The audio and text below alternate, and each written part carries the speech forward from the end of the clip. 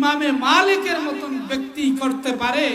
এজন্য কবি বলেছেন, তেরে মাহবুব কে ইয়া রব শবাহত লেকে আয়া হো, তেরে মাহবুব কে ইয়া রব शबाहत लेके आया हो, हकीकत तो इसको कर दे मैं सूरत लेके आया हो, न अज़मत लेके आया हो न शौकत लेके आया हो, मोहब्बत लेके आया हो, मोहब्बत लेके आया हो। बोलें सुभान अल्लाह। इमाम मालिकेर मतन व्यक्ति এই কবিতার দাবিদার হইতে পারেন। তেরে মাহবুব কে ইয়া রব শবাহত লেকে আয়া হো, হে রাসূল আপনার মহব্বত নিয়ে, আপনার ভালোবাসা নিয়ে, আপনাকে অন্তরের ভিতরে লালন করে কবরের ভিতরে এসেছি। হकीकत तो इसको कर दे मैं सूरत लेके आया हो।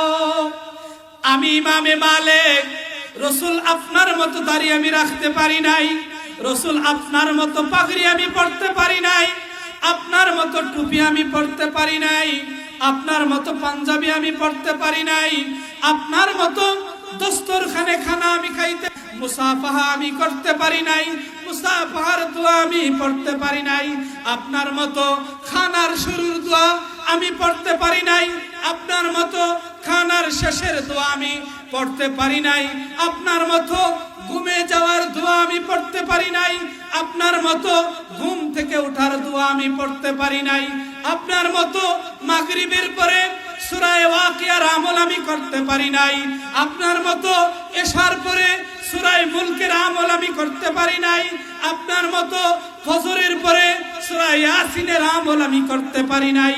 তবে ইয়া রাসূলুল্লাহ तेरे महबूब के या रब शबाहत लेके आया हो, हकीकत तो इसको कर दे मैं सूरत लेके आया हो। শুধু আপনার মতো আমি দাড়ি রেখেছি, শুধু আপনার মতো টুপি পাগড়ি পড়েছি, শুধু আপনার সাদৃশ্য, আপনার সামঞ্জস্য, শুধু আপনার মতন, শুধু আপনি পড়েছেন, আপনি করেছেন, এতটুকুন করেছি। না আজমত লেকে আয়া হো না শৌকত লেকে আয়া হো, দুনিয়ার কোনো সম্মান, দুনিয়ার কোনো ইজ্জত আমি নিয়ে আসতে পারি নাই। মোহাব্বত লেকে আয়া হো, মোহাব্বত লেকে আয়া হো। শুধু আমি আপনাকে ভালোবাসি, আমি আপনাকে অন্তরে লালন করি, আমি আপনাকে 3.5 হাত বডির ভিতরে ফিট করেছি, আমি আপনাকে পরিবারের ভিতরে ফিট করেছি, আমি আপনার আদর্শকে আমার সমাজে ফিট করেছি, আমি আপনার আদর্শকে আমার দেশ ও জাতিকে ফিট করার চেষ্টা করেছি। আমি শুধু আপনার মহব্বতটাই কবরে নিয়ে এসেছি। বলেন সুবহানাল্লাহ। এজন্য আপনার আমার মূল উদ্দেশ্য হলো রব্বি করিমকে তার বিধান অনুযায়ী চলা এবং রসুলের আদর্শ, রসুলের মত, রসুলের পথে চলা এবং রসুলকে নিজের জীবনের চাইতেও বেশি মহব্বত অন্তরে লালন করা।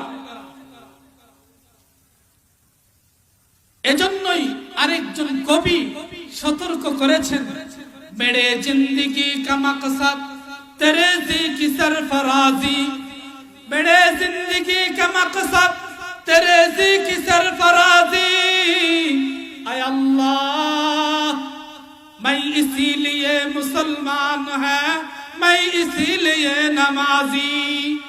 আমার একটা জীবনের লক্ষ্য উদ্দেশ্য আছে, এজন্যই পরওয়ারদিগার আপনাকে বিশ্বাস করে আপনার বিধান কোরআনে কারীম, রাসূলের পথ, রাসূলের আদর্শ নিজের জীবনে বাস্তবায়ন করেই এজন্য নামাজ কায়েম করি, এজন্য ঈমান এনেছি।